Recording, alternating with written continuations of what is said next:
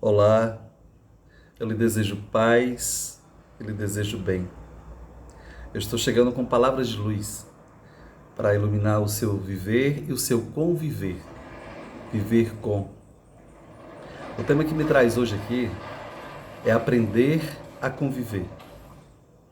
E eu irei abordar esse assunto, essa temática, sob a ótica da linha de inteligência espiritual e criatividade em grupo, que é uma linha que eu venho desenvolvendo, convidando as pessoas a desenvolver um nível mais profundo da consciência de si mesmo, despertando todo o potencial inerente a cada uma para favorecer a expressão de renovação da outra pessoa, através da atitude de servir, que não é ser serviçal, mas é trazer o ser do profundo de si para celebrar a unidade do encontro e viver aí a expressão mútua entre quem dá e quem recebe. Aprender a conviver é um assunto relacionado à ética. A ética é uma palavra grega que significa morada humana. Tudo que diz respeito à nossa convivência, ao nosso modo de ser e de estar juntos, a corresponsabilidade sobre o modo de vida, está relacionado ao campo da ética. Na perspectiva espiritual, existem virtudes que vão nos favorecer essa expressão e a convivência na interação de uma forma mais harmoniosa. Nós sabemos que não há receitas para falar sobre aprender a conviver, porque é um caminho que a gente desenvolve ao longo de toda a vida, aprendendo a se desvencilhar de tudo aquilo que nos impede de ser livre na presença da outra pessoa, ou através dos modos de vida, de produção, de convivência social. Mas eu quero aqui abordar essa temática chamando você para um caminho que é o retorno ao centro do ser. Nós somos dotados da capacidade de saber que sabemos. A autoconsciência nos confere uma responsabilidade sobre tudo aquilo que se passa interiormente em nós. Antes de querermos que as outras pessoas pensem ou façam do modo como nós desejamos, nós deveríamos antes observar o que nos move àquela ação. E tem aí as virtudes que vão nos favorecer.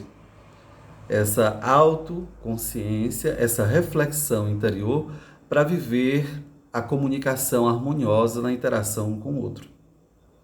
Tem 3 virtudes básicas apresentadas pelo taoísmo que eu acho que são virtudes bem sínteses de todas as demais virtudes que a gente conhece apresentada por os mais diversos caminhos espirituais, que é a virtude da simplicidade, da afetividade e da humildade. Essas 3 virtudes, eu quero aqui dialogar com elas, integrando-as às 3 peneiras que nós associamos a uma visão de Sócrates sobre o processo de comunicação. Que antes de falarmos qualquer coisa, nós deveríamos usar 3 peneiras para saber se a essência daquilo que nós falamos é de fato uma potência. E essas 3 peneiras são a verdade, a bondade e a necessidade. Como integrar essas 3 virtudes do taoísmo a essas 3 peneiras? Eu faço a seguinte combinação entre simplicidade e verdade. Simplicidade é uma forma de descomplicar, onde a gente se desarma de qualquer estratégia de dominação externa e entra em contato com a verdade suave da alma para que a vida seja pronunciada. E aí a verdade emerge, a peneira da verdade. Então, quando nós somos simples, a verdade se apresenta de uma maneira mais limpa, de uma maneira desnudada, de uma maneira revelada, que potencializa uma expressão mais expansiva. A outra virtude do taoísmo que eu quero chamar agora é a afetividade. A afetividade nos coloca diante desse potencial humano, porque nós somos um ser gregário, nascemos para viver em grupo, e naturalmente nós somos chamados a uma atitude de bondade, é onde entra a terceira peneira socrática.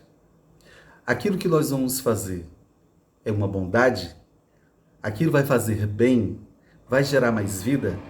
Então, quando nós somos uma pessoa afetiva, a nossa atitude é de bondade.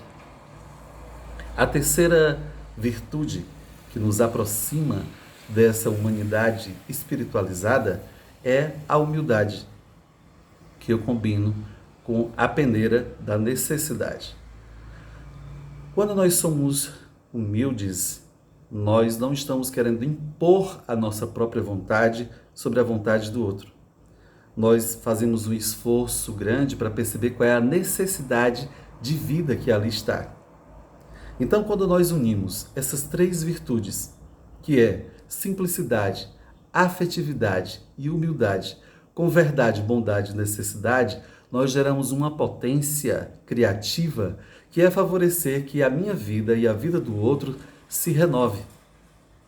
A renovação é o estado natural. Nós entendemos que a criatividade, ela não é um território a ser atingido. Ela não é algo, um lugar onde a gente vai chegar. Ela é a própria vivência de renovação do ser humano na interação com o outro. Então ela é parte integrante do nosso desenvolvimento, assim como a gente também entende em todos os níveis que envolve o saber humano. Nossa genética nos fez com um sistema nervoso autônomo, em que envolve o simpático, parasimpático, lembrando-nos que nós somos um ser de adaptação e que esse movimento de enfrentar e de recuar faz parte do processo de criação e renovação da vida. E nós, como damos nomes às coisas, nós significamos as coisas, nós utilizamos as palavras, as teorias, o conhecimento, a ciência para partilhar esse renascimento humano. Mas o que nos apoia diante de tudo isso é a aprender essa atitude disponível de aprender a conviver, que é viver esse processo de adaptação permanente. E essas três virtudes, integradas a essas três peneiras, irão nos favorecer a autoconsciência. Hoje, eu foco muito essa temática da autoconsciência porque nós somos chamados a uma corresponsabilidade sobre tudo aquilo que nós realizamos juntos. E no século XX, a ideia de reproduzir modelos prontos e trabalhar uma autoimagem idealizada que fosse satisfatória ao ambiente que nós vivíamos, gerou um condicionamento que fez com que muitas pessoas ficassem muito mais atentas ao comportamento alheio do que o próprio comportamento. Então é comum, às vezes, nos grupos, eu observar pessoas quando escutam uma sabedoria, uma virtude, elas pensarem que aquilo se aplicaria bem a uma outra pessoa. E na realidade, quando ela percebe isso, já é um sinal de que ela é quem está precisando desenvolver aquela temática. Então eu lhe convido, ao longo de toda a vida, a aprender a conviver utilizando essas três virtudes: simplicidade, afetividade e humildade, e usando aquelas três peneiras do Sócrates. Antes de falar qualquer coisa, de construir qualquer coisa com o outro, perceber se há uma verdade, se há uma bondade e se há uma necessidade. Essas três virtudes, unidas a essas três atitudes de autoconsciência, quando elas estão relacionadas de forma interdependente, elas vão nos favorecer a consciência da unidade que nos envolve o coração com o outro. Elas não são vistas separadamente, porque quando falta uma, a outra fica exposta. Então a gente não pode pensar em simplicidade sem verdade, a gente não pode pensar uma afetividade sem bondade, uma humildade sem a necessidade. Isso se perde dentro de um comportamento moral que não gera mais vida. E o convite é gerar mais vida. Eu lhe convido a ampliar esse diálogo, se assim você desejar, com o seu grupo. É só entrar em contato. Visite o meu blog marcoscavalcantefv.blogspot.com. Eu me chamo Marcos Cavalcante e lhe deixo um sentimento de paz e bem para uma vida plena e uma vida abundante com o seu grupo. Até logo mais.